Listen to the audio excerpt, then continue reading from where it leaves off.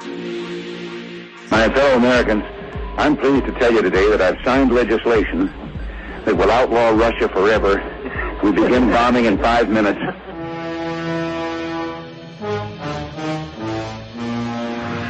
It is essential that our team learns to work with our new recruit, not against him. I'm a geek, walking down the street. Check the computer. The mainframe computer. I access the mainframe. At the end of this day, one shall stand, one shall fall. Time to find out. Welcome to Basically a Geek Show. Here are your hosts, Mike and Jack. Welcome to Basically a Geek Show, episode 4, I believe. Yeah, been a whole fucking month. Indeed it has, episode 4 of the 8th Wonder of the World. So, let's hit the ground running. Harold Ramis has passed away. So, there goes Ghostbusters 3. Thanks, Hollywood. This is what happens when you fuck dick around and wait forever. Your stars die. Let this be known. I think, wasn't it Bill Murray who was holding the whole thing up? Like, probably. He just refused to sign off on, like, any version of the script, and now, you know, one of the stars is dead.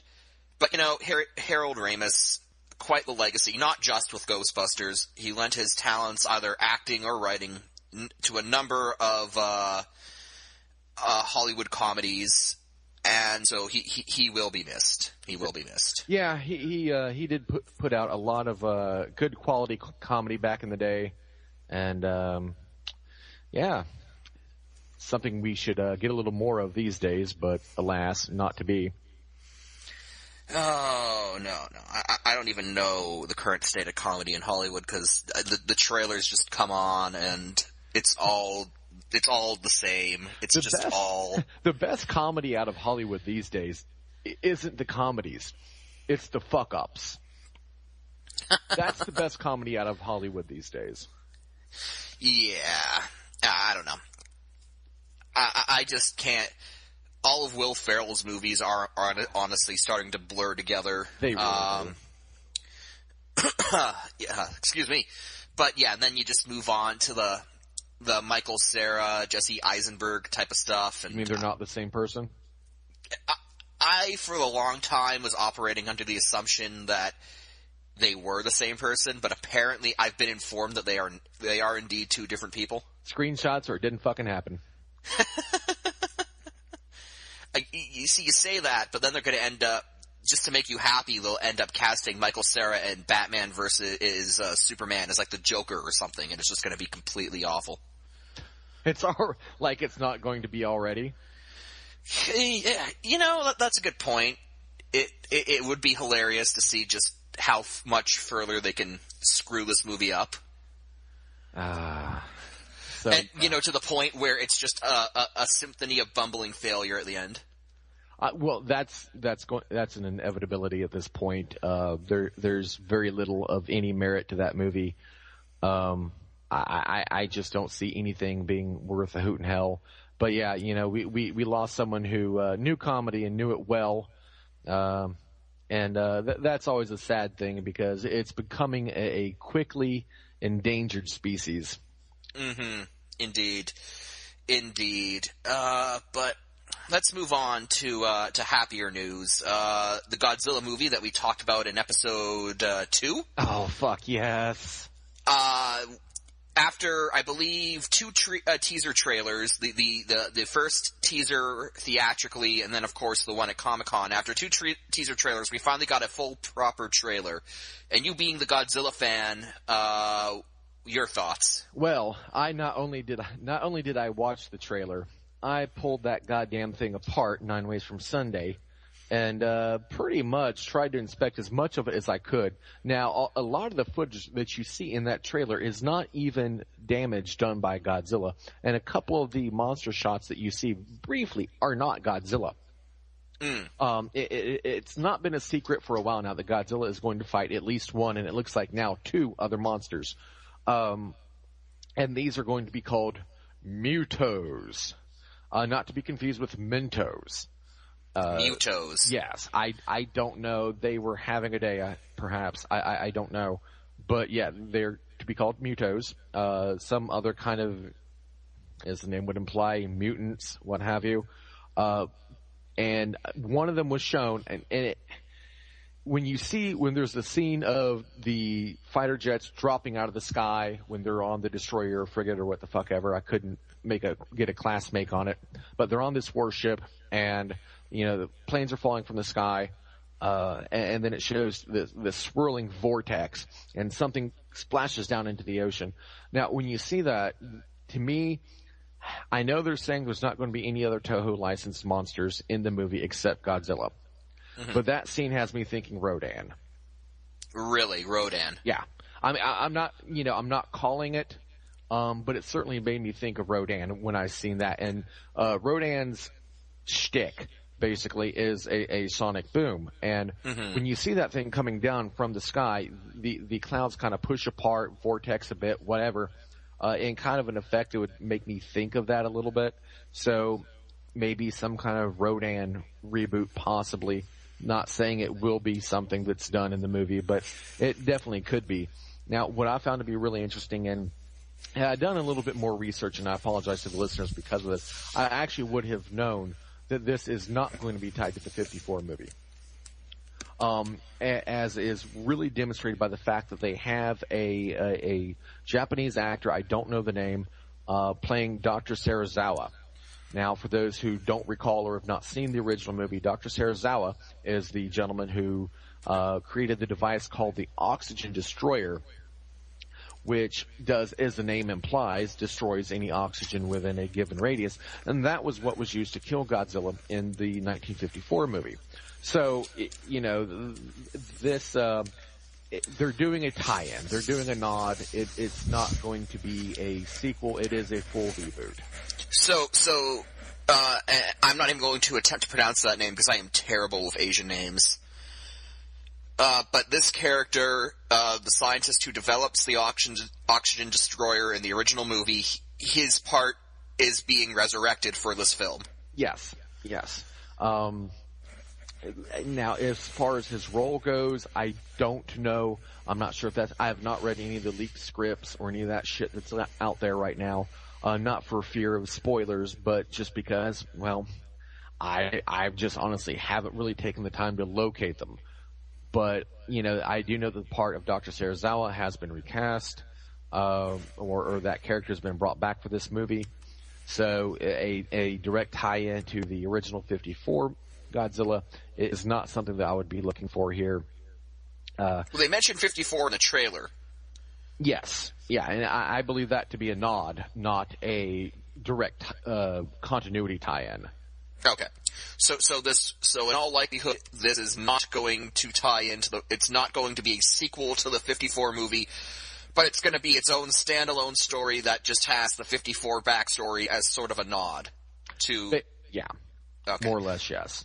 And, everything, before I was pretty optimistic about the new movie with a bit of the stench of Roland Emmerich still hanging around me. This, though, definitely is the remake, the reboot that needed to happen. There's been nothing that Godzilla fans have wanted more than, except maybe for Toho to start redoing the movies again. But, next to that, perhaps, this would be the second biggest thing on a Godzilla fan's wish list, is for an honest-to-God, decently done American Godzilla movie, and it definitely looks like that's what we're going to get here. Well, you mentioned Roland Emmerich, and a big part of the Emmerich film's marketing was centered around what Godzilla would look like. They completely redesigned Godzilla for the Emmerich film, and they used close-ups of his eye or his foot in marketing. I remember that much. Not so much this time. They are straight up showing us what Godzilla looks like in this trailer. Yeah, they are. And they're actually going so far as to directly show Godzilla on the cover of Empire magazine for the April edition. And there's two separate versions. There is a subscriber only, like, exclusive cover. And then there is the one that everybody else sees. Now, both of them actually fully display the monster. fully and yes and no. The head is tilted slightly and the mouth is agape, so you don't quite get everything, and the lower portion is obscured, but you get a very solid idea. Definitely more than that jackwit Roland Emmerich ever gave us. His foot is as long as a bus. No, that's how long the Trail of Tears is going to be when you're done with this fucking abomination, you twat! Fucking hate you! God damn it! But yeah. Now, he did give us Independence Day. True. That is true. And, you know, but even blind squirrels with nuts and so on and so forth and stick their peckers in sheep or something, I don't know. But yeah, so they're not keeping it a secret what the monster looks like, and I commend them for that. They're not giving us, you know, however many months of blue balls or showing us up front because they feel evidently their movie is strong enough without resorting to cheap fucking hype like that. So, you know, good on them for that. And I personally, I like the new design. Would there have been things I would have done differently? Of course there would. But, you know, I like it. I think it's a very solid design. Now, Dr. Shirazawa, I hopefully I got that right. Close enough. He's being played by Ken Watanabe. Watanabe. Watanabe. He apparently his big film was Inception. He played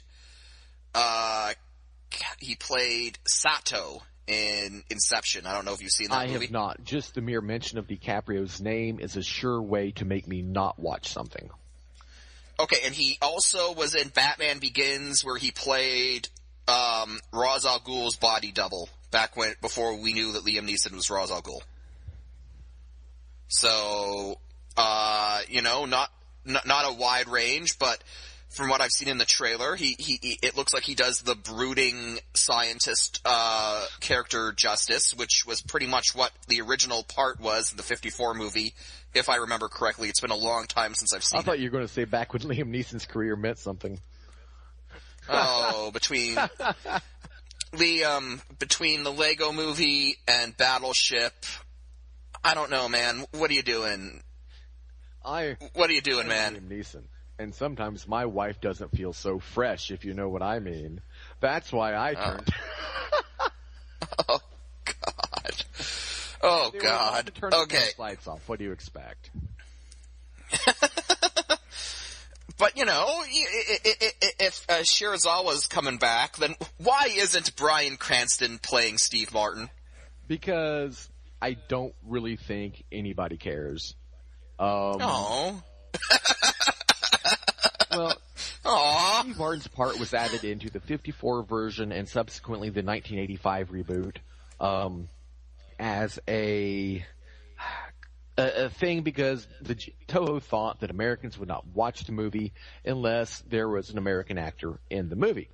And, you know, that may not have been incorrect, but at least as the movie stands back these days, at least as people look back on it now, at least, it's considered maybe not necessarily something that made the movie weaker, though there are a lot of people who would argue that.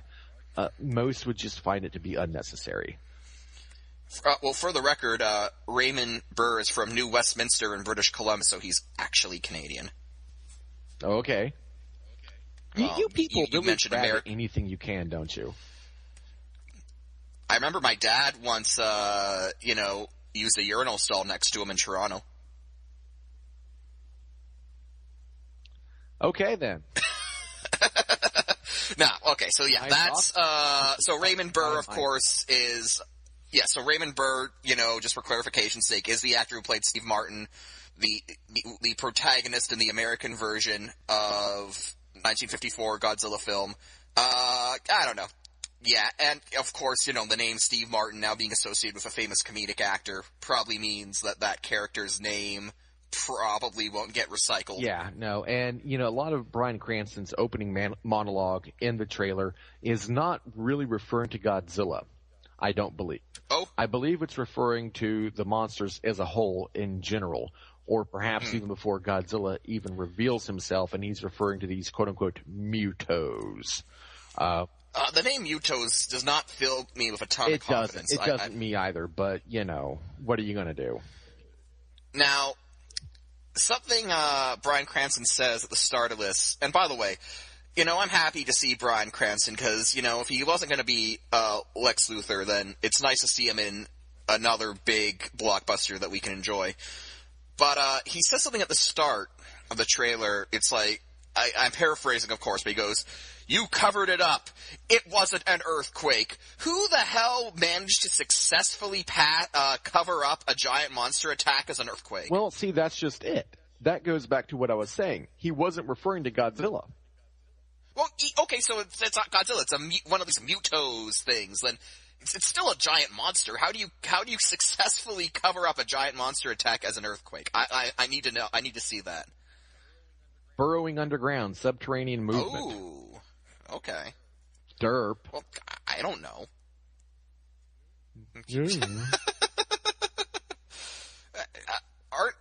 Haven't one of these Mutos supposed to be centipede based in design? That was a rumor that was being kicked around for a while. I don't believe that is in fact the case. One of them for sure is flying. I can tell you that right now, just based on the trailer. Either that or Godzilla chucks the motherfucker that far. But I can pretty much say it looks like for sure one is going to be flying. The other, I would expect some kind of subterranean type of thing with burrowing capabilities, similar to Megalon or Baragon, not to be confused with Tarragon, which is, I believe, some kind of herb. But yeah, I would say one of them would have some kind of subterranean burrowing capability.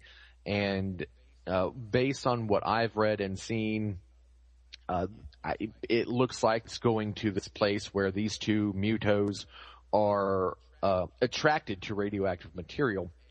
And they are heading towards somewhere in the western United States to get their groove on, because they need radioactive material in order to get their jiggy going. I see. Which, I mean, really, that's kind of like, I can't get an erection unless I'm thinking about radioactive materials. You need help. At that point, you need help. Okay, you really do. Another thing I wanted to mention about this is the fact that there are two other monsters besides Godzilla. And when I first heard about this months and months ago, I was a bit, I guess you could say, a bit shaken up about it, or scratch my head, because, I mean, for God's sake, the first Godzilla movie didn't have any other monsters. It was just Godzilla. It shouldn't, if this is going to be a reboot, if this is going to be the start of a new film series, then shouldn't Godzilla be the star attraction? Well, that goes back to what matters more is how they do it, how they present it. Okay. I'm pretty sure they can pull it off to where Godzilla still feels like the star attraction. And no, you are correct. I mean, 54, 85, 98, 2001 or 2000 rather, all of those, which were basically reboots in and of themselves. All of those movies had Godzilla by himself, though I'm kind of glad they're taking this route with it. And the reason for that is more monsters means less focus on, the bullshit human aspect of it, which I really could not give two shits about unless I'm seeing them fight the thing. I'm going to say we're probably going to get a bit of that. I'm just looking at the cast list. Bryan Cranston's character is Joe Brody. And this other actor whose name I'm not familiar with, Aaron Taylor Johnson, is Lieutenant... Kick-Ass. Oh, okay. Really? Okay. Yeah, Kick-Ass. Okay, he is Lieutenant Ford Brody, so there's probably going to be... No, he's an American. Say it with me, Mike. Lieutenant? Thank you. Lieutenant Ford Brody. But, so it does seem like we're going to get a bit of a family dynamic between Ford Brody and Joe Brody, and I expect a strained father-son relationship that, they are brought together by the experience. You never loved me enough. Well, And I'm telling you now that we're about to die by a giant radioactive lizard. Yeah, I know. I'm sure they'll have some of that garbage in there. My hope is that they keep it to a minimum, or if they feel this compulsion to engage in such nonsense, then at least make sure we have something interesting that's actually interesting going on in the background, like seeing the giant monsters that we paid the money to come see. And just to, tie it in with some of our other topics that we like to bring up, Gary Chalk, the voice of Optimus Prime in the Unicron trilogy, as well as Beast Wars, but we're not going to acknowledge Beast Wars, but he was the voice of Optimus Prime in Armada, Energon, and Cybertron. He will be joining the cast of Godzilla 2014 in an undetermined role, so, here's hoping that we get to see Gary Chalk do something, because that's nice. Yeah, that's pretty cool. I don't see him doesn't look like he has any star billing, but yeah. It's entirely possible that his role will be, purely voice, probably be providing voice work, maybe monster sound effects.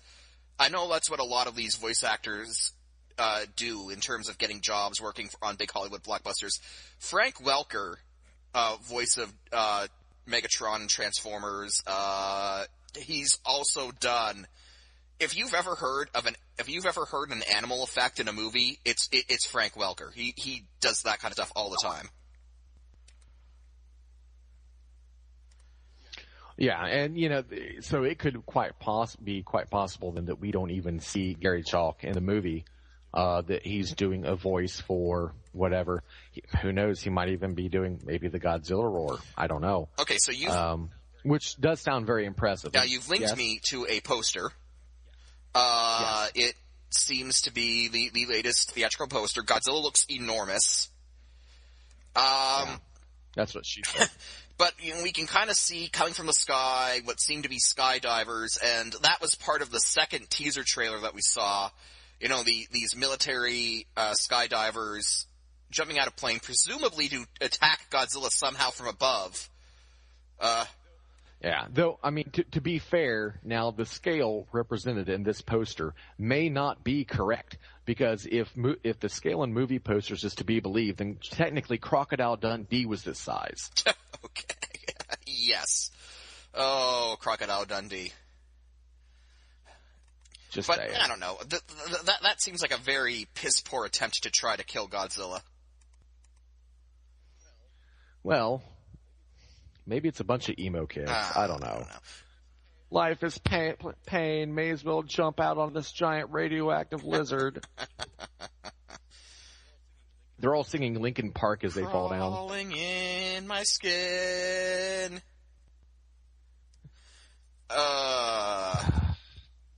Oh well, hopefully this turns out to be as good as it's looking to be, because after 98 Godzilla, after Cloverfield, there needs to be a good American monster movie, if for no other reason than to prove that it can be done. Yeah. And again, this looks like it's being done right. Of course, the things that we've seen so far are things that are very easily manipulated, trailers and posters and such, so, I won't say that my optimism is not slightly biased with what I hope to be instead of what may actually be, but, buy the ticket and take the ride and we'll see where it goes. But speaking of, reboots, actually, you and I have both seen a recent reboot that's currently out in theaters. RoboCop. Now, for the benefit of listeners, I'm going to take everyone on a journey.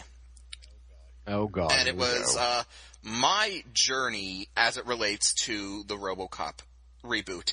It all began clicking on a link that said RoboCop reboot in the mix. In the works, rather. And my reaction was, why? The original RoboCop movie, it was a bit before my time, but, I have seen it.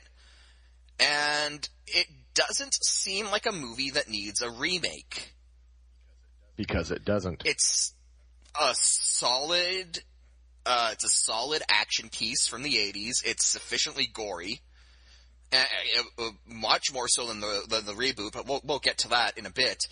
But it doesn't seem like a movie that was crying out to be remade. Like, there are some movies from a bygone era that you can sit down, you can watch, and you say, there are a lot of neat ideas here, but, the technology just wasn't where it needed to be, or, the circumstances of the period just weren't right, and maybe this movie could benefit from a remake. RoboCop isn't one of those movies. RoboCop seems almost perfect. Like, everything works in that original film. So, my reaction to seeing this reboot was going to be a thing was, why? Why are we doing this? Because money. But is there any money in a RoboCop movie reboot? Like, was anyone clamoring for it? Is anybody clamoring for Ant-Man? No, not really. Well, there you go. So, I guess, though, you've seen the original RoboCop movie, too, correct? Okay. Yes, I have. So, we're both, on equal footing on that, so I'll just ask you, what did you think of the reboot, the rebooted RoboCop?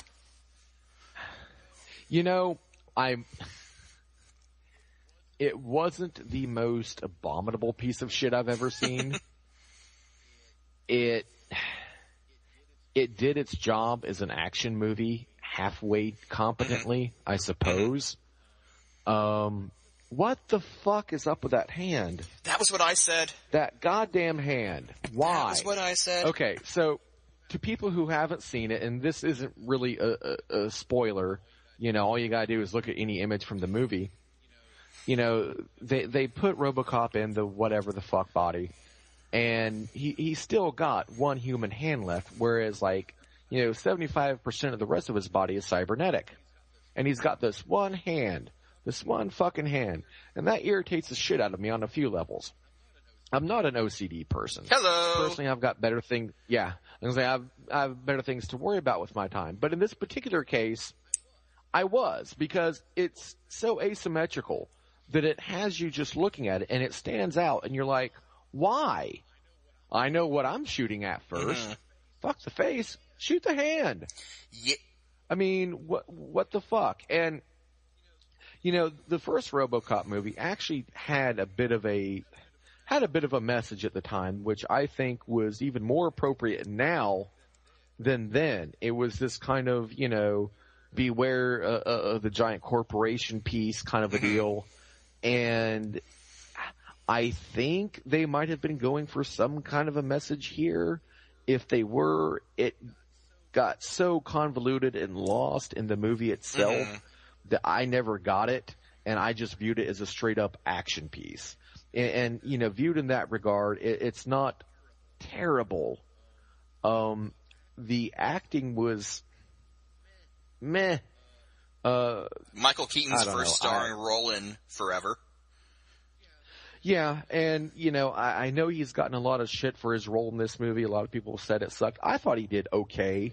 Though Gary Oldman really just kind of, as always, stood out. I was going to say, Gary Oldman is, if there is a message in this movie, it comes from Gary Oldman because he is trying so hard, way more than this movie probably deserves.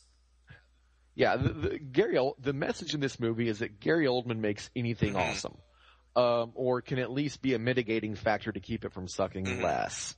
You've got him, but even his character seemed to be a little bit weird in the sense that he seemed very easily talked into abandoning his principles. He did, yes. Until the very end, and he pretends to go along with it. Oh, by the way, spoilers, spurt.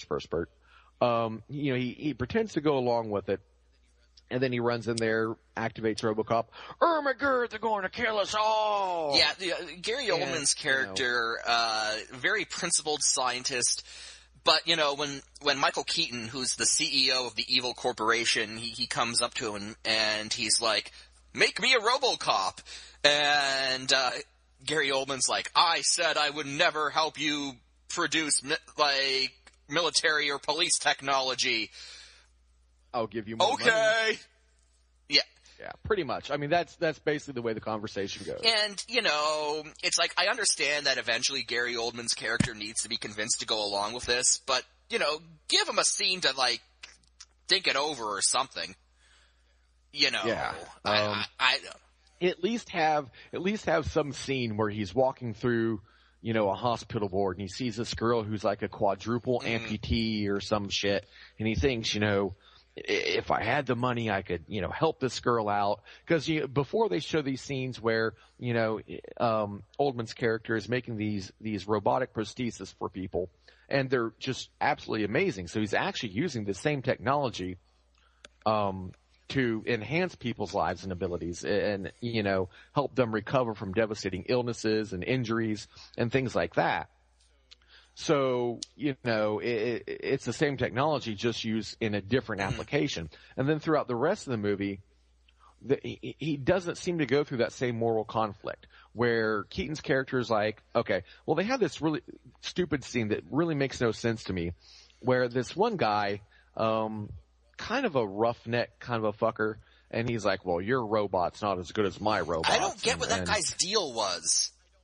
I don't either, and I don't get what that scene was supposed to prove. Okay, why does RoboCop have to compare to the, I guess the purely robotic drones or whatever? He doesn't have to be better than them, as the movie goes to great lengths to paint a picture that there are no, robotic drones or police officers in America at that point. So he doesn't have to be better than them. He should just have to be better than a purely organic police officer. And so I don't really see where, okay, well, he's not as fast as my bot, so he's not good enough. I didn't get why that was important. And then Michael Keaton's character is talking to Gary Oldman. And this is how forgettable the movie is to me. I don't even know the characters' names where it comes to these two.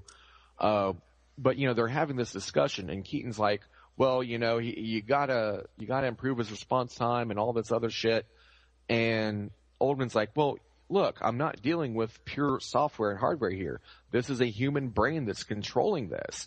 And, there's different expectations. It doesn't run as fast. And Keaton's response is, well, I don't give a fuck how you fix it. Just fucking fix it. And Oldman's response is, okay. So he goes in his fucking head, dicks around in there, basically has the computer take over whenever he's in battle mode. No issues with that whatsoever. No moral issues with it at all. No playing God issues. None of these high-minded ideals which he espoused for 5 seconds in the beginning of the movie. There was none of that there either. Yeah. That roughneck kind of robot controller guy who's testing RoboCop's response time. I didn't get what his beef was. I didn't get the whole point of that subplot because, the whole point of the RoboCop, the whole point of making Alex Murphy into RoboCop in the movie, and I guess this is where the message sort of comes from, they try to make allusions to drone warfare. And I guess that's and what it was. So you have so basically this company is making robots, these robotic drones to help pacify countries, under military occupation. And the whole thing is they want to be able to sell these drones to police departments in the United States. But there's a law that says that you can't use drones in the United States proper. So the whole point of RoboCop is to give the public a view of this robotic technology, but in the guise of a human, so it's more palatable, and then sort of ease them into accepting robotic drones. So, okay, I can follow that logic, but who the fuck cares then if he's exactly as fast as a robotic drone? The whole point's not to make him as fast as a drone. The whole point is basically to use him as a publicity stunt. He doesn't have to be as fast as a computer. Right. And, then later on in the movie, they show them uploading the entire Detroit PD's criminal database. Which has got to be huge because, it's Detroit. Right, exactly. We're talking, massive amounts of data here. But they upload all of this information into his whatever the fuck it is, brain, hard drive, what the fuck ever. And they upload it into him, which causes him to have a spastic fit. But we won't go into that just yet. The point I'm trying to make here is, after that point, they show RoboCop going after all these criminals through this all-pervasive CCTV network that they evidently have in Detroit, by the way. Yeah, there must be there must be more CCTV cameras in Detroit than there are in London, England, because the camera angles they're able to pull off with that whole CCTV trick is absolutely stunning. Right. And so he goes and he starts busting all these criminals by, detecting cell phones, hacking into CCTV cameras, and he what was it? They said over 600 criminals he busts in 2 days or in a week or some shit.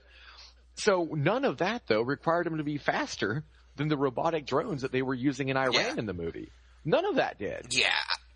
He could have done that regardless. And nothing until the very end of the movie where he's actually going up against OCP's other hardware.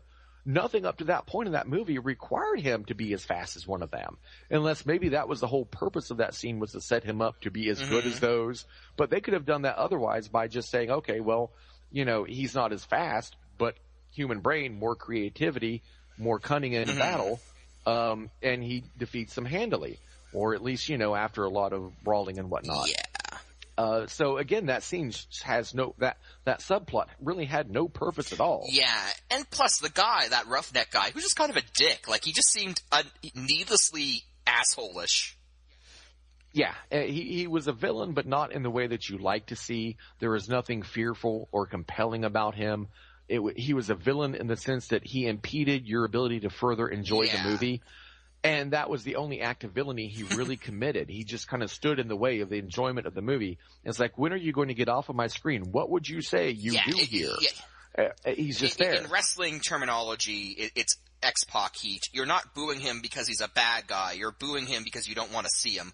And he just, he just sort of comes off as a douche. You don't go, ooh, that bad guy, I can't wait until he gets what's coming to him. You go, dude, what the fuck's your deal? Yeah.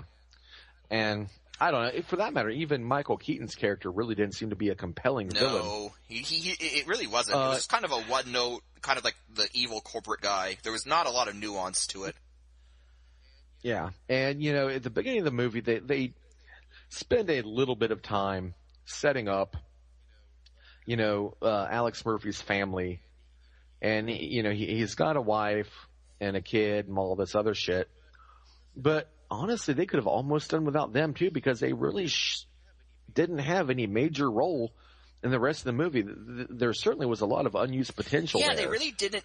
Especially with comparisons to the original movie. They kind of become a factor at the end, but really, they really don't use the family to its fullest extent. But, something about the family I want to bring up. The original RoboCop did a very good job at depicting Detroit as a hellhole. Like, right, yeah, they did. Definitely. You watch the original RoboCop, and it's, they do a great job depicting the urban decay. They do a great job really depicting Detroit as a city that needs some sort of solution. Not that would be hard to do, but, yeah. Well, here's the thing. Detroit in the new RoboCop looks pretty fucking put together. Alex Murphy's neighborhood, he's got a pretty nice house for a cop's salary. Actually, well, now that you mention it, yeah, he does. They really never showed any kind of, besides the crimes that were committed against Murphy himself, I really don't recall any crime being shown in the movie, to tell you the truth. Detroit in this movie looks fantastic, which caught me off guard. Like, if you want to build up this whole drone dilemma, if you want to make it seem like drones would be something that could possibly be needed, then you've got to show an extreme situation. But it's not an extreme situation. Detroit in this movie looks much better than Detroit does in actuality. The only solution to Pleasantville's crime problem is exactly. RoboCop lives. Alex Murphy's neighborhood. It looks like it could be a gated community. I don't know if it is, but it looks like it could be. I don't see rampant crime. There are criminal elements shown throughout the movie, but every major city is going to have criminals. It didn't look like a place where criminality was out of control, is what I'm saying. Old lady living next door. Oh, it's that lovely robot boy down the street. Hi, Mr. Robot Boy. How you doing? I got some cookies for you. Yeah. My thoughts on it, they're kind of like yours. It was, all in all, it actually is unoffensive as an action movie. there are some pretty cool action scenes. The story isn't butchered too badly. Some characters are pretty one note, and character motivation doesn't always make a lot of sense. But everything seems logical enough to be enjoyable. But the one reason I would recommend anybody see this movie. Yes. Samuel L. Jackson plays Bill O'Reilly. Yeah. That if there's really one silver lining to this cloud, it is Samuel L. Jackson playing basically Bill O'Reilly. And I give them credit for at least giving people what they expect and what they want when they see Samuel L. Jackson. It's almost like they knew, okay, this movie is a steaming pile. Let's at least have something of merit in this. All right, Mr. Jackson, when you go out there, just be you. It is. It's almost like the perfect blend of the Bill O'Reilly caricature with, just Samuel L. Jackson being Samuel L. Jackson. Jack here actually saw the movie before I did. I really wasn't sure if I wanted to see it because, again, I was like, RoboCop remake, kind of seems unnecessary. And, Jack's like, oh, so I saw the new RoboCop movie.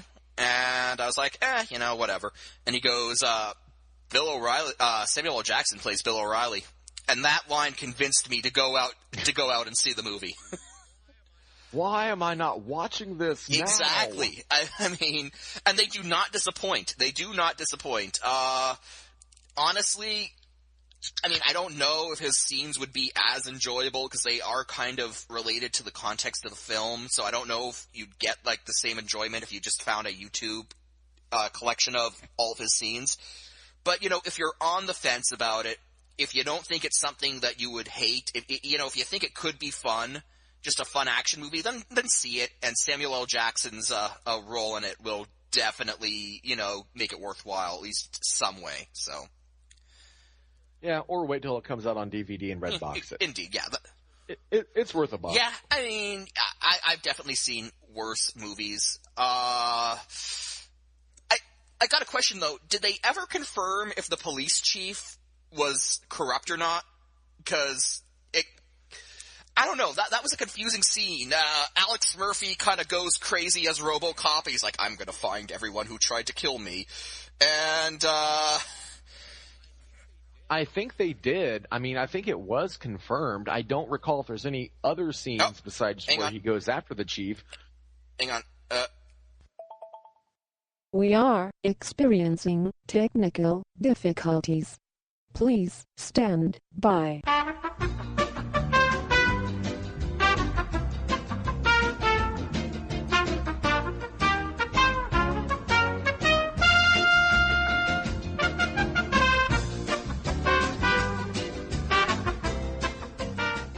So, yeah, I hinted that's crooked and in with the villains who tried to kill Murphy, but they never really confirm it because he never really gets confession out of her, and he's pretty busted up about that. Maybe he's just, going robo crazy or something.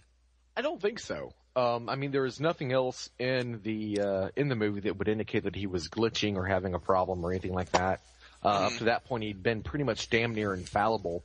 And I think there might have maybe been a scene where they said something about her being in on it or something. I don't know. There after that, but I would be inclined to say that since he hadn't made any mistakes at that point, they never really said that he was cheating afterwards, then, I'm pretty sure you could assume that was in fact the case. Alrighty, so that is RoboCop, the reboot. If you're into, a confused mess of a movie trying to push a message about drone warfare, this is probably the movie for you. If you're looking just for a fun action movie that doesn't insult your intelligence too terribly bad, this is probably a good one. Like Jack said, it's worth a buck. And, if you really want to see Samuel L. Jackson play Bill O'Reilly, give it a watch. You won't be disappointed. But, Jack... Speaking of disappointment... Yeah, speaking of disappointment, Jack, we were... We did a Marvel movie roundup last week, but one was, we cut one for time, and we figured we'd go back to talk about it this week. Guardians of the Galaxy. Which I thought, I've seen the trailer. To me, it looks like Kratos, a trained rodent, an Orion slave girl, a druid in tree form, and some anonymous guy running around beating shit up.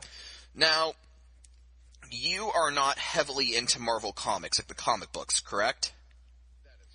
That is correct, yes. Had you ever heard of Guardians of the Galaxy before the news of this movie started making the rounds? Negative. And based on what little research I've done, it is, even by a lot of Marvel fans, it's not really one that's very well known. No.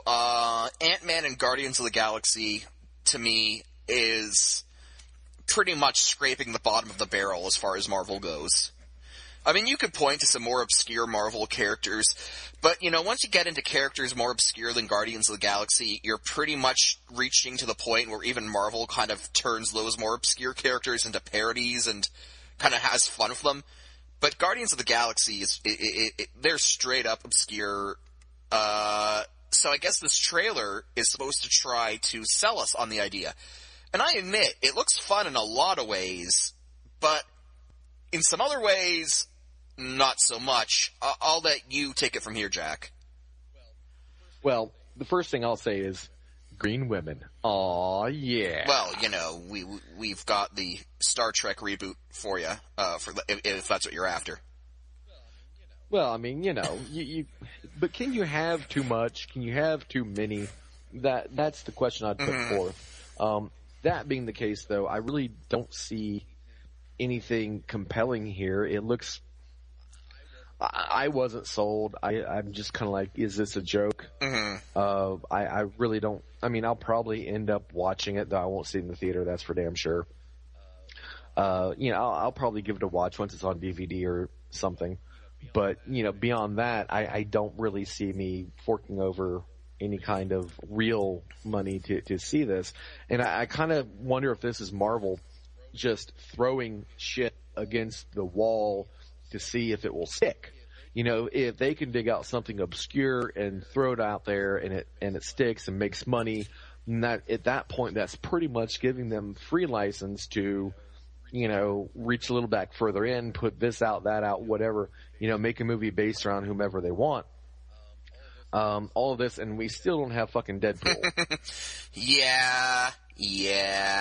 That's sort of the feeling I got when I heard Guardians of the Galaxy's getting a movie. Really? It just seemed like Marvel was riding high on a lot of successes, and they just thought, well, shit, what else do we have? Just start pulling out characters and see, and we'll see if we can make movies out of them.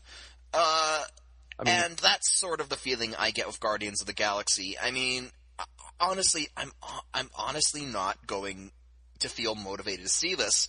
I thought maybe I would be, because it would probably tie into Avengers 2 somehow, especially if you saw the end scene for Thor 2, where the villain of Guardians of the Galaxy makes a cameo, so maybe Guardians of the Galaxy would be important.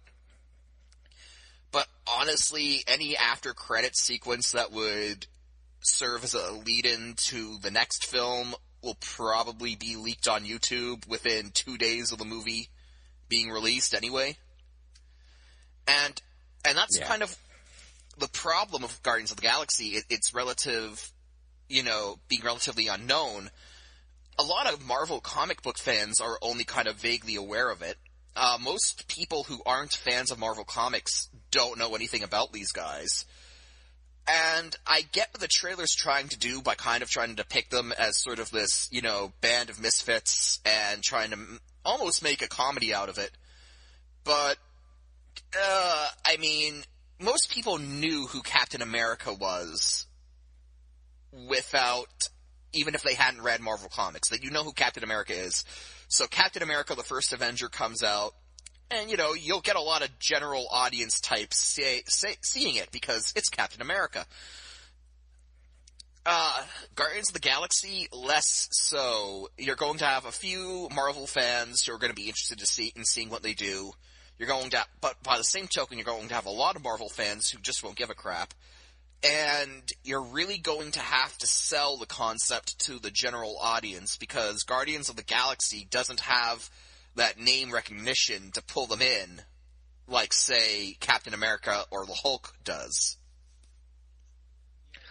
Yeah, and, I agree. It looks like they're going the more comedic route with it. I don't see anything terribly original going on here. I mean, I know originality is very subjective, and when you get right down to it, really, what is original anymore? I understand that to an extent. I don't see any real interesting hook on it, though. Oh, hey, look at all these different people somehow thrust together. Oh, hey, hijinks shall ensue. And whatever. I don't care. Yeah. I mean, they've got, Iron Man and Hulk and Thor and Captain America and all these, heroes that matter. Everyone knows about them already. And I'm not saying that, how worthy something is of a big screen treatment. I'm not saying that should be tied to how popular they are. I'm not saying that. But what I'm saying is, there's maybe a reason that this is obscure. I mean, maybe it's because it's stupid. I mean, and this is having reverberating effects just outside of the movie and comic book industry. One of the characters, name escapes me, giant green dude. He's played by Dave Bautista, a professional wrestler. He retired from the WWE 4 years ago to pursue a career in acting. He has landed this role in Guardians of the Galaxy, and he has subsequently returned to the WWE, and because he is in a major Marvel, blockbuster movie, he is being pushed to the world title match at WrestleMania 30, even though no one cares. So, Guardians of the Galaxy is perhaps to blame for ruining WrestleMania.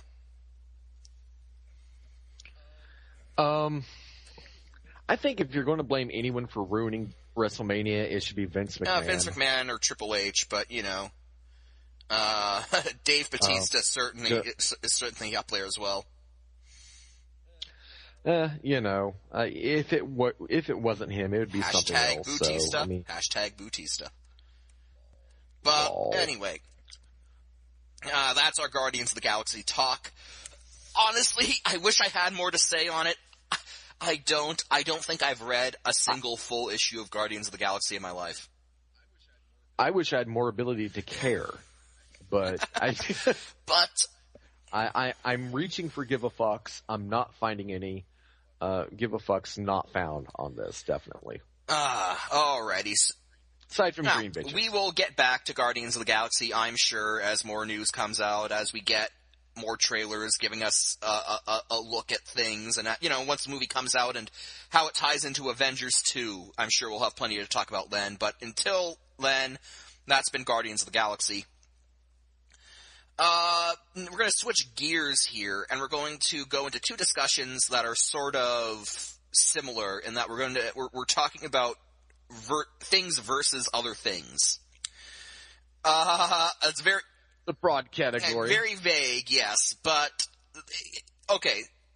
First up, we're going to talk about Hasbro versus third parties in the realm of Transformers, in terms of Transformer action figures.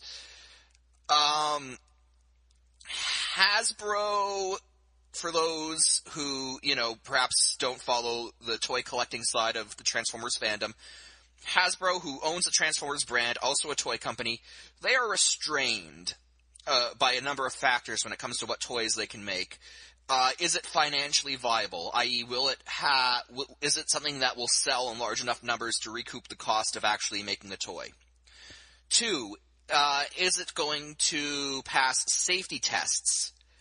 For example, if something is too fragile, it's not going to be mass produced, because if it's too fragile, then Hasbro is going to have to deal with, parents suing them because their kid choked on a broken off piece of the toy. Oh, boo-hoo.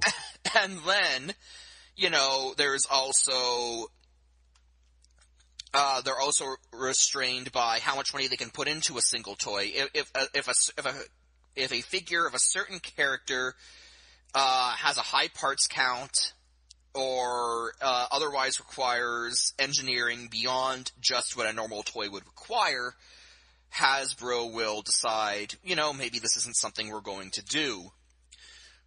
So, with all that in mind, third-party companies have sprung up. Third-party companies are independent companies, usually operating out of China due to China's lax stance on intellectual property laws. And these companies hire, in a lot of cases, very talented toy designers who come up with high-quality toys that are based on Transformers characters that Hasbro probably wouldn't be making anyway in a lot of cases. And there is a whole controversy surrounding these third-party toys. Are they, are they moral to support because of the copyright infringement, the intellectual property infringement that goes along with them? Are they indeed superior to Hasbro's official offerings? These are the kind of discussions that go back and forth and, quite frankly, really don't generate that much constructive arguments because people on both sides tend to be pretty stupid about it when it gets right down to it. So we're not going to cover that ground. Instead, we're going to cover ground that, Jack here is pioneering in a lot of ways, because he had a theory regarding Hasbro's relationship with these third-party companies. So why don't you take it from here and explain to us your unique perspective on this situation? Well, basically, just kind of seeing some of the third-party releases over the last, 6 months to a year, what have you, I started noticing this little bit of a trend. I believe the first character that kind of jumped in my mind on this was Spreaker. And, there was a third-party Spreaker, and then a few months later, Hasbro comes out. Point of order. It wasn't a few months. Warbot Defender, which was that third-party Spreaker, came out in, I want to say 2008? Okay. So sometime later, you have, a Hasbro version. And, again, recently we've seen this with Vortex. We're seeing it coming up again with Roadbuster. Predaking also. Whirl Predaking. Whirl Predaking, yes. I meant to say Whirl, Vortex, they're both helicopters. Send your hate mail to basically a geek show at gmail.com. You got the helicopters mixed up. Oh my God, burn him! But yeah, so I started seeing this trend where you see a third-party release of something, and then a little bit later, boom, here's Hasbro. And it kind of made me think, and this could be entirely coincidental, or it could be the Illuminati. I mean, it could be, that Hasbro is actually using these third-party companies unofficially, and without them being aware of it, of course. Or maybe they are, but using these third-party companies to gauge the fiscal viability of a character. We'd like to do Spreaker. He's a triple changer. He's going to be expensive to make. Right. He's a triple changer. He's well known enough, but he's not an Optimus Prime. He's not a Wheeljack. He's not one of Soundwave. He's Megatron. not one of the 84 original cast members who's guaranteed to sell. Right. Exactly. He's not he's a second stringer. But so do we want to make this? Do we not? I mean, are enough people interested in this if we make one? And then you see, oh, well, hey, Mackey Toys, they're doing whatever. That they're interested in, that Hasbro is interested in possibly looking at. And then they simply keep an eye on the sales figures. And then, based on that analysis, they decide, at least partially, whether or not something is worth it to them to engineer and, go forward with. And in Springer's case, what they did, they got not only Spreaker, but they got Sandstorm out of it too. And it's just kind of something that I've noticed. And again, there may be nothing at all to it, but it seemed kind of interesting to me, at least when I was sitting there in a drunken stupor one night, kind of putting the pieces together in my booze-soaked kind of brain. Like a drunken version of Russell Crowe in A Beautiful Mind. Do not ever compare me to Russell Crowe ever again. Will do. I'll keep that in mind. It's an interesting theory. It's one that does seem kind of viable at first glance. You see For example, Twin Twist and, who's the other one of Twin Twist? It's Twin Twist, and he's got another, I can't remember. That's how irrelevant they were. Point being that some really solid third-party figures of these guys came out, and then not long after, Hasbro announced a repaint of Bruticus, the Decepticon combiner Bruticus, as the Autobot Wreckers team, two of which were Twin Twist and his partner there. So it does seem almost as if Hasbro could maybe, they see what the third-party scene is doing. They see which toys third-party companies are making that are selling, and then they say, well, if fans are into Springer, then, as these Warbot Defender figures indicate, then maybe we should invest in a Springer toy. Oh, look, that third-party Roadbuster is garnering a lot of interest. Maybe we'll put some money into Roadbuster. Now, a lot of Transformers fans will say that this is not, in fact, what's happening, and they will say, well, if you look at the turnaround time when it comes to toys, when it comes to the first process of drawing a design out, and that process from drawing it out to a finished product, that takes too long. It takes way too long for Hasbro, for this theory to be viable. A lot of fans will say, it takes 2 years from conception to final product. We know that's not true. We talked last week about the fan-built bot, Windblade. Oh, is it Wingblade or Windblade? I think it's Wingblade. Anyway, Wingblade. that character was created after a series of polls, and not long after, less than a year, I believe, they had, they said that they had prototypes of the toy. So this whole 2-year turnaround thing doesn't seem to be set in stone. It seems as if they really want to push a toy from conception to final product. They can get it out within a year, or in the case of, say, someone like Twin Twist, less than that, because the official Hasbro Twin Twist was a remold of a Combaticon that they previously had done. So it would take even less time to get that off the ground. Exactly. Hasbro, they have means at their disposal, and I'm not being naive enough to say, well, they can shit out a toy at will. But what I'm saying is the truth really lies somewhere in the middle. You hear 2 years turnaround time, maybe in some circumstances, possibly, yes. But when it comes down to it, as with a lot of things, the truth is in the middle. And if they're motivated and they feel that the impetus is there behind something, they can and will, shorten that turnaround time as they see fit. They have the means at their disposal to do so. Indeed they do. Indeed they do. And let's also keep in mind that, say, a toy like Roadbuster, for example. Roadbuster is actually an original Generation 1 Transformers character. It came out back in the 80s. It is entirely possible that they had, sketches for a Generations Roadbuster that someone did probably in their spare time, sitting in some file somewhere. And then once they saw that this third-party Roadbuster was garnering some interest, they said, hey, we're going to do that official Roadbuster. It looks like it's viable now. And because they already had the sketch work done for it, that shaves some time off of the, off of that timeline. Yeah, and again, that just goes back to if they feel the need to do something, they can. What I would like to see now, Predaking was another example. There's a recent third-party Predaking, very high-end deal. Two third-party Predakings, actually. Two. Okay. I stand humbly corrected. But you have, your two third-party Predakings out there, and then, what does Hasbro announce? The recent Predaking reissue, and now that one may have some shaky ground to stand on because it was pretty short on that.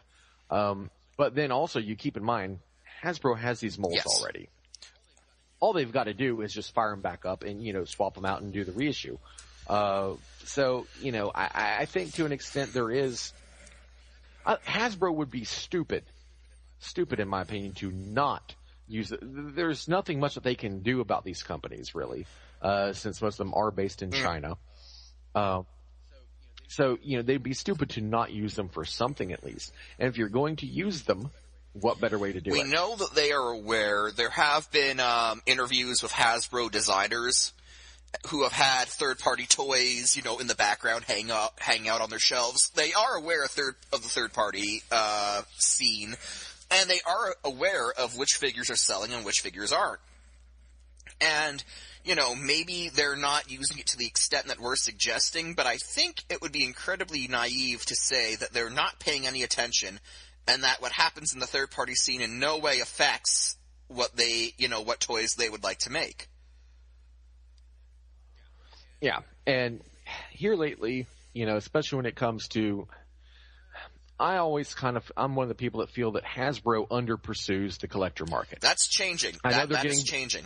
Yeah, I know. I was just about to say, I know that's something that's kind of changing, but, whereas the higher-end third-party companies, that's pretty much exclusively who they cater to. And since they're catering to collectors, most of your collectors are still going to be buying the Hasbro offerings as well. Well, I don't think anyone's going to be buying that one-step transformation drift toy. Look, let's be honest here. We all know that they are. If you put a Transformers logo on some things and, that's enough for some people and they'll buy it. I doubt the wisdom of such purchases, personally. But if that's what you're into, fine, go wipe your ass with your money. Indeed. But yeah, so Hasbro, I really do believe that at the very least, Hasbro pays attention to the third-party scene. They see some of the stuff that the third-party companies do, and they say, you know what?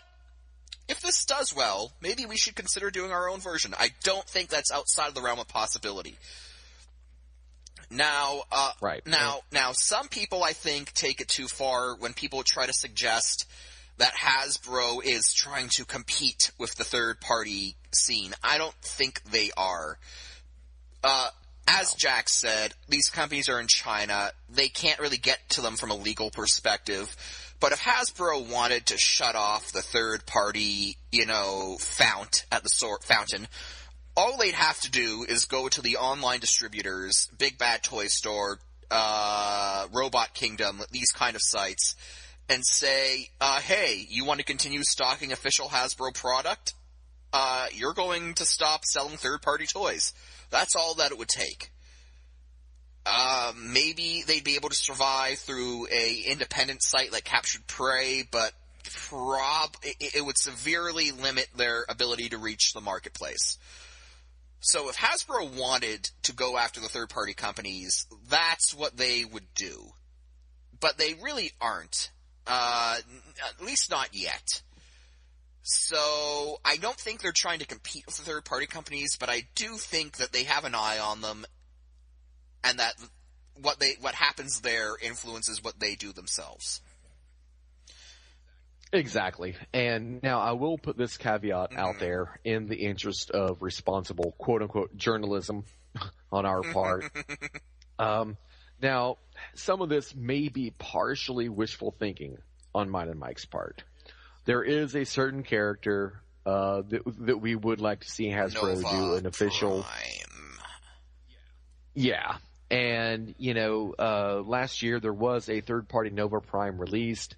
It has evidently done quite well to the point where it's actually fairly difficult to procure these days.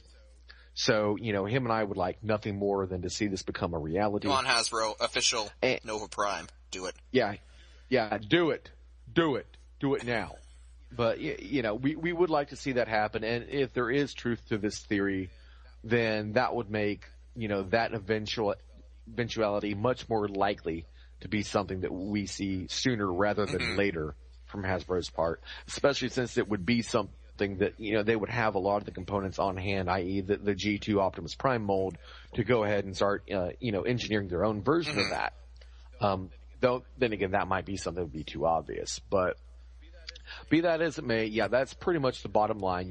If you see or hear about a third-party transformer that's doing well, I'm not saying, start thinking conspiracy. I'm saying, look at it. Keep an eye on, store that months later. If you see Hasbro popping out the same thing or announcing the same thing, well, there you go. It's coincidence, but to assume that Hasbro is ignorant of these companies is naive. To assume that they aren't at least somewhat complicit, they have leverage with the retailers. They could, issue the old if they wanted to. So to say that they're not at least somewhat, allowing it, I think that'd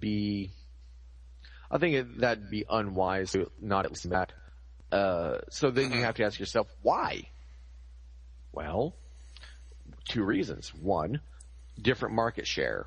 An underexploited market share that Hasbro is trying to go after, the collector's market that these companies are completely catering to, whereas Hasbro's fully admitted their bread and butter is, little Timmy. So there's not much cross-market competition there. Secondly, hey, why not? Why not let these companies take the risk? Let them do the engineering, make the mold, take the financial risk on putting this out there in the market, see how it does. And then if people like what they did, then we'll do it. And Hasbro's demonstrated several times, as they did with Spreaker, for example, that, if they want to, they can sit and they can do it better. They can do it, of course, Transformers is Hasbro's property. So, of course, they can do it better if they want to than the third party can. Mm-hmm. It's just a question of, what impetus gets this giant wheel to turning for Hasbro to eventually spit out a figure. And that could be one of the triggering factors. Indeed. And now on to our other one thing versus another thing topic. Online gaming. There are two real camps when it comes to online gaming right now in terms of payment methods. The first one is standard. It's subscription-based. The biggest example of this is World of Warcraft. You buy the game, you create an account, and you pay Blizzard Entertainment $15 a month for the privilege of playing the game. You guys didn't really think we'd go an entire episode without mentioning World of Warcraft, did you? Woo! Wow. And then, of course, there is the other side to that, the free-to-play side. Free-to-play is interesting. On the surface, it seems pretty easy. You don't pay a subscription. It's free-to-play. But there are variations of that theme. Some are true free-to-play, and you only have to pay for extra stuff that you don't necessarily need to complete the game. Some free-to-play games are, quote-unquote, pay-to-win, where the game itself is free-to-play, but you actually have to spend money if you want to get gear or other items to actually win at the game. And then, you have stuff like Star Wars, Knights of the Old Republic, their MMO, which switched to free-to-play, but as a result, if you don't pay and you just play it free, you basically lose even basic character options such as multiple bag spaces, multiple tab spaces, and you are cut down on the amount of characters you're allowed to use on a character name. So that's just complete nonsense. But we wanted to talk a bit about this free-to-play versus subscription mentality, and Jack had a few words in particular on it, so I'm going to let him take it away from here. Right, and it should also be noted that there's also another category of free-to-play, where Guild Wars 2 would be a good example, where one makes the initial outlying purchase for the game. You pay, the time is $6. I think it's cheaper now. Okay, so you pay your $60, you get the game, and then, from that point on, you so not free to buy, but free to play thereafter. That being said, what got me thinking about this was, Elder Scrolls Online, to the uninitiated, the game franchise that gave us Skyrim, that his, MMO offering, Elder Scrolls Online, is going into beta. And, there's a lot of buzz about that. And, it's been very highly anticipated. From what I have seen of beta gameplay footage, and no, I'm not in the beta before anybody asks me. No, I'm not in the beta. But from what I have seen of this game, there's not a lot to bring you in and make it worth your while The PvP looks interesting, but if you're a PvE player like myself, primarily, there's not a lot here that really looks to be compelling. And, they're asking for, the $60, well, more, outlay, up to $100 if you're getting the collector's edition, for the initial game itself. And then also, they're being very ballsy about this. They are asking for $50 a month for this game. And the prevailing thought in the marketplace right now is that free-to-play is the way to go. I can't entirely disagree with that, but what I would like to put forth is this. Okay, you've got the most popular MMO of all time, and still the most popular being played right now, at least the most popular MMO RPG, at least, and that is, of course, World of Warcraft. And it still it maintains this popularity in spite of, or maybe possibly because of, its $15 per month, price tag. And I say because due to the fact that, this money gives Blizzard a steady stream of revenue, helps them, maintain a quality of service, helps them maintain a quality of content that so far really no one has been able to match, the closest being Guild Wars 2, which is a very high quality game, but it still has not enjoyed the same success that WoW has, in spite of being free to play. And so, that kind of puts forth the argument, is free-to-play better? Has the marketplace gotten to where, they're not willing to pay monthly for an MMO? Obviously, WoW proves that they are. Right. And you look at these games that are free-to-play. Star Wars Old Republic, Star Trek Online, Neverwinter. Neverwinter. Several other free-to-play MMOs out there. In varying degrees of commitment that you have to make to get anywhere in them. Some, as Mike said, you don't have to do anything really. The additions offered, like in Star Trek Online, for example, you can get you a ship. It's kind of cool. It does a couple neat little gimmicky things, but it's not required to progress in the game. It's more for aesthetics and whatever. Or if you're a ship whore like myself. But, you have that aspect, and then you have, the worst offenders are the games that come from China. And, those are the games that are really hardcore pay to win. You're talking like Evany and Wartune and, things like that. These games where you pretty much have to pay to take a shit. And Star Wars The Old Republic, of course, being an offender who's not from China, as far as I believe, at least. I believe that was actually developed by a Western company. But, where you pretty much have to pay to even name your character anything other than Ted. So you want more than one bag slot? Yeah, fuck you. Give us $20, bitch. But you have all these incarnations and variations of the free-to-play model, and yet none of them, except one, is anywhere close to as popular as WoW. And what is the one that's as close? League of Legends. But that's a completely different genre altogether. And they actually follow, Riot Games actually follows the pure free-to-play model. Your progression in that game does not matter one bit about, how much money you spend. You can buy characters, of course, you can buy skins for them, but you can play the game to, pretty much its full extent without paying a damn dime. Now, I am not a fan of League of Legends. I personally can't stand it. But it's worth noting that they've had a lot of success with the game, and that they're doing something right, but they're not doing it in an MMORPG. They're doing it in a completely different genre and format. When it comes to the MMO genre and format, I can't get on board with free-to-play being the way to go. Because WoW's existence and its continued existence at the top of the pile in terms of just how many people are playing the game, WoW dwarfs its closest competitor when it comes to users. That disproves that the subscription-based game is dying. WoW had a slight upshoot in subscribers during a time period where we usually don't see, an upshoot in subscribers. WoW is not dying. Regardless of what some people are saying, WoW is not dying. So you can't say that free-to-play is the future when it doesn't really even own the present. And I think all free-to-play really does is that it it's good at providing distractions, or not alternatives, but it's never going to lead the marketplace. Take WoW's closest competitor, at least in terms of the medieval sword and sorcery genre, MMO. Guild Wars 2. A lot of people said Guild Wars 2 was going to kill WoW, and it didn't.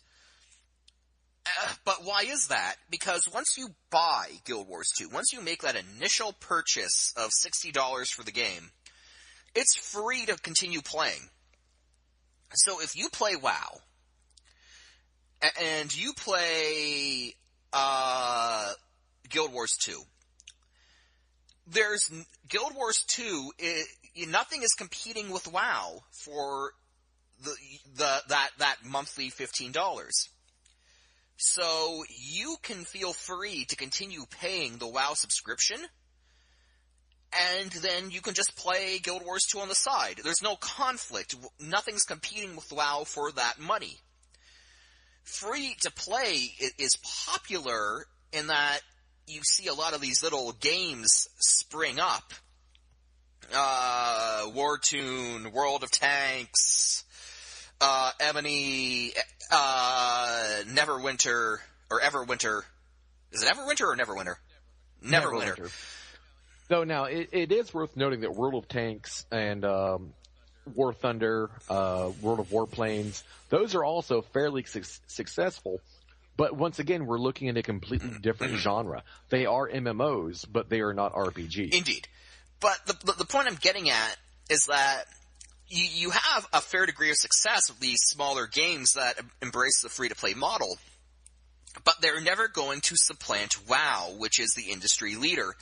Because World of Warcraft, again, that $15 a month that you pay to play the game, no one's trying to compete with WoW for that money. No one's trying to compete for your dollars. You don't have to make the choice, do I play WoW or Guild Wars 2? You can just pay the $15 to Blizzard that you were probably going to pay anyway because you're playing WoW, and have both. You don't have...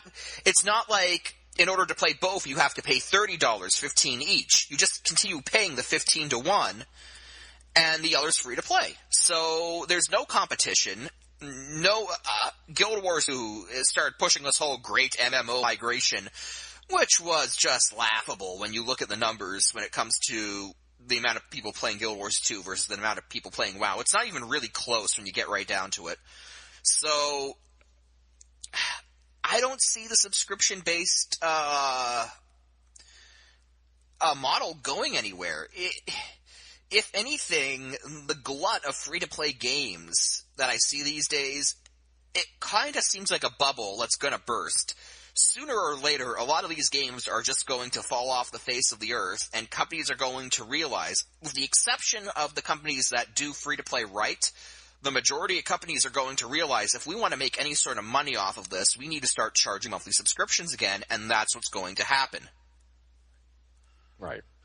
And I think what we're trying to put out here, what we're trying to emphasize is that it doesn't matter at the end of the day if a game is free to play or not, in terms of how successful this game ends up being. What matters is the quality of the game itself. And you have Elder Scrolls Online, which I can see it, based on what I've seen, I can see it going free to play within a year of its initial release. And you've got Final Fantasy XIV, which is also a subscription-based MMO. A game that was so abysmal upon its initial release that Square Enix had to put it back in dry dock and completely overhaul it before re-releasing it. Yeah, and apologize. And a lot of people enjoyed those games. And if you do, good on you. I'm not here to detract from anything that you enjoy doing. If I were, trust me, I'd tell you. But it goes to show that if a game is going to fail, it's not going to be because it's subscription-based. It's going to be because there's a lot of shit that wasn't done right with it. And, you see that in Final Fantasy XIV. You see that in Star Wars. What was a Conan game that... Legend of Conan? Age of Conan, I believe was what it was called. The one that people said was going to kill WoW before League of Legends was going to kill... before Guild Wars 2 was going to kill WoW. Yeah, there was Age of Conan, and it was subscription based, and we're reaching back several years here. We're reaching back like 2008, 2009. But yeah, that was one that they'd said, it's going to be so much better than WoW because you get player housing and dirt. I have no experience with Age of Conan. I never played it. It did not last long, though. But yeah, no, I think it might still be out there. I don't know for sure. But, it didn't last long. It didn't go anywhere. But then again, half of these free-to-play games, which are supposedly superior because they are free-to-play, they don't go anywhere either.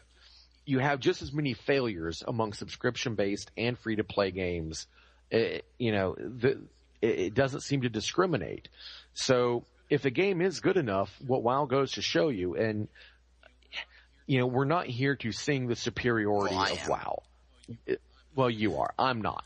What I'm trying to say is that if a game is well done enough and designed well enough and offers enough to the consumer, then that game will succeed, whether it is free to play or subscription based. And, all this talk of, this game isn't free to play and it's not going to do well. I don't see any merit to that argument. If the game is solid, then it will do well regardless. Yeah, that's ultimately going to be the deciding factor here. If a game's good enough, if a game is good enough to, then you will pay the $15. And I'm not trying to say that's a bad... You will pay. Yeah, I'm not trying to say that's a bad... I'm not trying to say that's a bad thing. I'm just saying that if you are a gamer and a well-made MMO comes out that catches your attention and you really get into it, if you want to play that game and it's a subscription based and, you can swing it financially, you're going to do it because you want to play the game. That's why I continue to play WoW. I continue to enjoy the game, and I personally find the investment, $15 a month, to be worth it. I wouldn't be doing that if the game was terrible, but because the game's good, I continue to do it. That's the driving force here. Free to play, it just seems the term that comes to mind when I hear free to play is it's actually penny stocks. The stocks sold for these, shitty startup companies that aren't big enough to get on, the actual stock exchange. And it's just crap, and anyone who tries to sell you these penny stocks is probably a hustler. Now, I'll be the first to admit that's unfair because, as we've explained, there are good free-to-play games out there that are just that in some ways are just as good as the best subscription-based games. But the thing about it is, due to free-to-play's nature, it's a harder time wadding through the wad of crap to get to the good stuff. Because any 2-bit developer can crap out a game, call it free-to-play, and get mild interest up because, there is no financial investment. But at the end of the day, it's not that good a game, and it doesn't really go anywhere, either because the developers either lose interest or they just don't care, or, the developers aren't big enough to really update the game enough to make it worthwhile playing once you get through the initial content. It's just not something that fills me with tons of confidence. And when I think, free-to-play is the future of MMOs, I really don't particularly like that future. I'm not saying that doesn't have its place, but I'm saying that good games, good subscription-based games that strive to earn that $15 a month from you, that's where you're going to see the real special games emerge from, because they have to work hard to get your money on a monthly basis. So that's my take on it. Yeah, I think my take is simply that, you have both models and they both have good and bad examples of each. At the end of the day, however, it definitely seems that there is certainly room for both to exist. one is not superior to the other. However, there is something to be said about that guaranteed stream of income to support a good game, to ensure that it stays good. And, not end up like, Star Wars The Old Republic, which was hailed as, the great WoW killer. The third great WoW killer. And then, the third great WoW killer. And then shortly thereafter goes free to play. So, and Star Trek Online was another one that did the same thing. Of course, it was never hailed as a WoW killer, but it was one that started out as a subscription-based MMO. And it has actually enjoyed, a good deal of success as a free-to-play game. Its subscriber base is nowhere near the size of WoW's, but it evidently is doing well enough because it's going into, however many years now. So it's been around for quite some time as well. They do free-to-play right, where you don't have to pay to succeed in that game. You only really need to pay if you want special ships that maybe have a few gimmicks. Like, for me, I did buy an Excelsior class ship because I love the Excelsior class.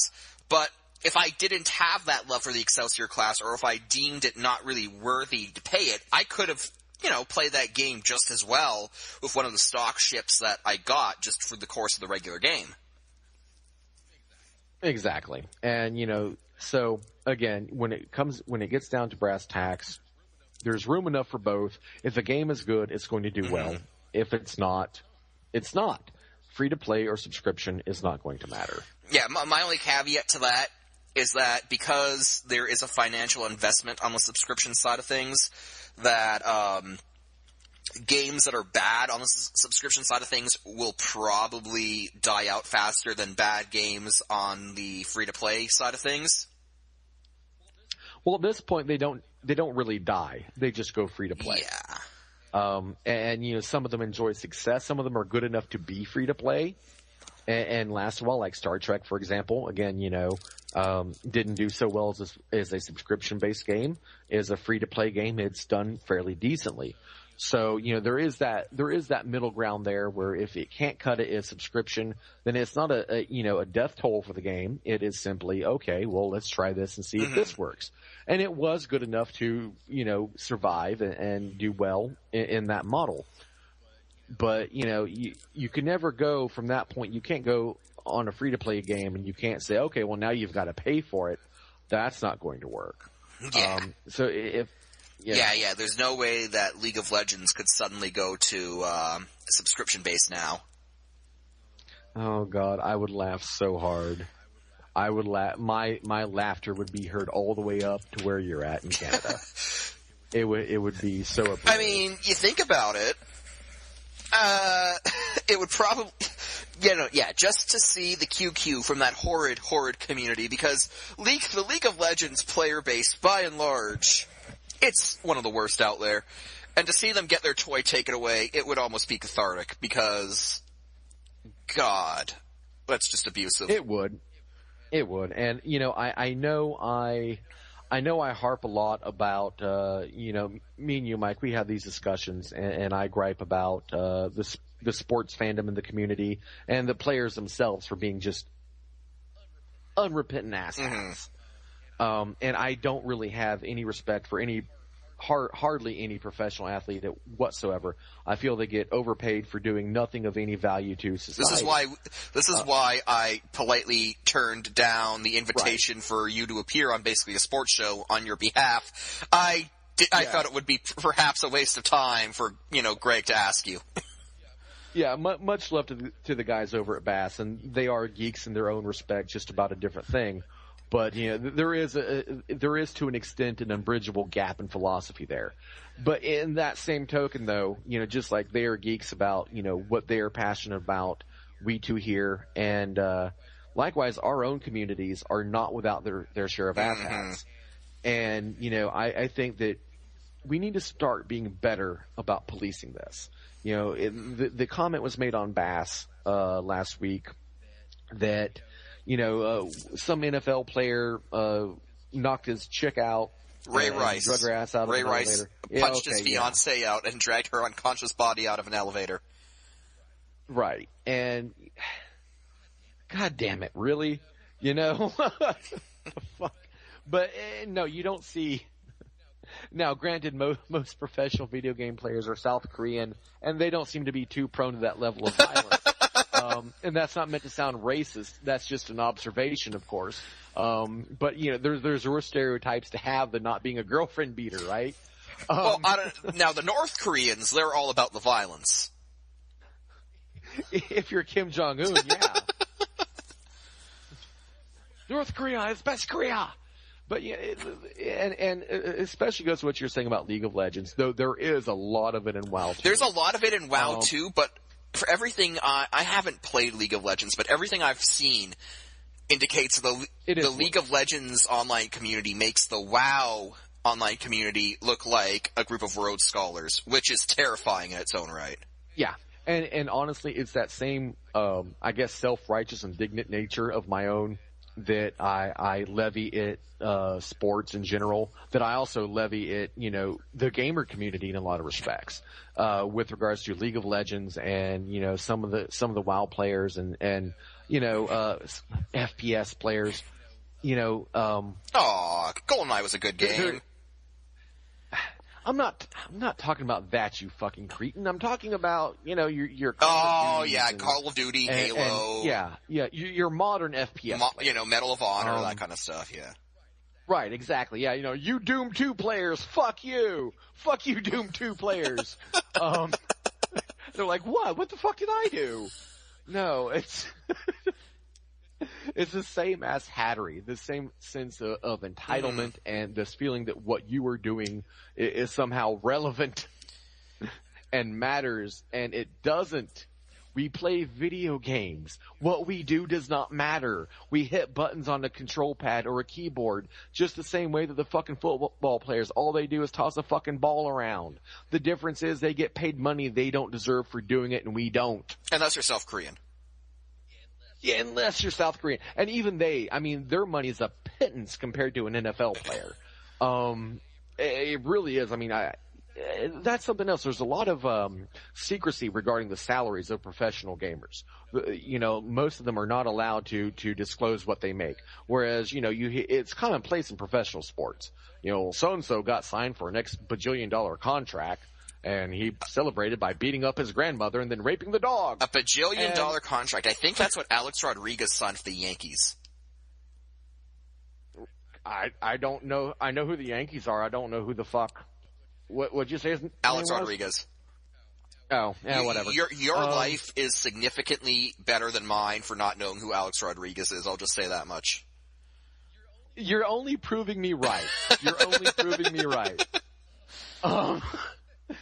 How much misery does your fandoms bring you, the communities that you belong to? How much misery does it bring you compared to the joy that you receive in return?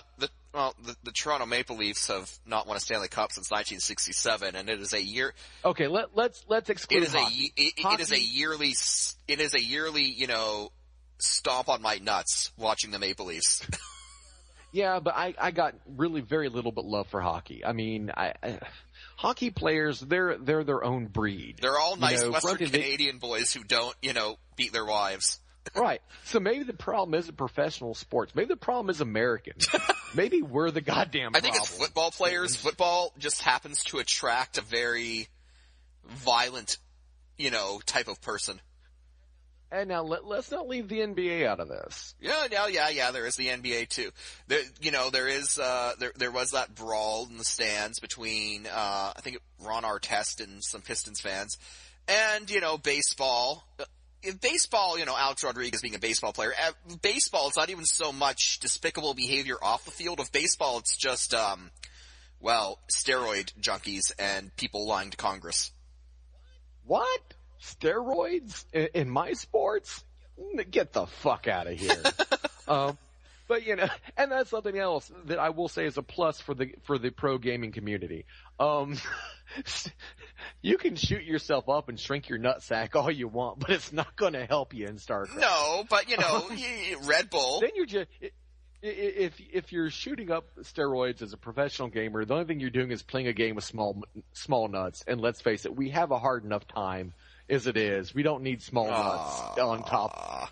Well, okay, I'm not. You and your nuts are your own business, Mike. But I just kind of wanted to get it out there that as a gamer, from the old school days of the Atari 2600, back when I had to walk uphill in the snow in both directions in the middle of goddamn Florida, don't ask, I can shake my finger at you and say, shame on you for the way you treat each other. I'm surprised you found a hill in Florida. Shut the fuck up. There are hills in Florida. You just have to pile up enough retirees to make one. Once again, send your hate mail to basically a geekshow@gmail.com. But, the gamer community is just so rife with trolls, really. And I know I'm not one to talk. I know I've done my share of trolling. But I do mine is kind of the anti-troll, usually. Our trolling is high class and high concept. Right. I mean, just ask the Brony forums. They know all about Bronies, your day is coming on this show. Oh, and no one will be around to clean it up or to hear you scream. But, the gamer community is rife with asshattery, and as responsible gamers need to begin a little bit more earnest endeavors with regards to self-policing. So if you get called out for being an asshat, and I will get names, I will get info forwarded to me from time to time, and when I get it, we will be talking about it on here and talking about your asshattery. So you are all on notice because we are coming for you, not to be confused with on. For. Again, we'll save that for the bronies. And what, the on or the for? The on. You want to come on? No, I'm saying... Dude, you're fucking sick. No, oh, God. Well, ladies and gentlemen, you've heard that here first, too. I have to go reevaluate my friendship. I was saying that they'll be the ones to... Okay. I might have to hotshot this brony bashing episode to next week to save my reputation. But hotshot, is that what you're calling it now? Is that what you're going to do? God damn it. Okay. You keep digging, sir. You keep digging. All right. Well, on that note, we'll wrap it up. This has been episode 4 of basically a Geek Show. Now we can say we are imitated, but we will never be duplicated. Indeed. And on that note, check us out on YouTube. Check us out on iTunes, Stitcher, Spreaker. Greg's got the list of platforms. There's way too many. I'll get him to send me that later. And so for episode 5, I can read them off properly. But also send us your mail at basically a geekshow@gmail.com. Ask us questions, propose discussion topics, or just tell us that we're both idiots. And on that note, this has been Mike and Jack, and we will catch you next week. Night all.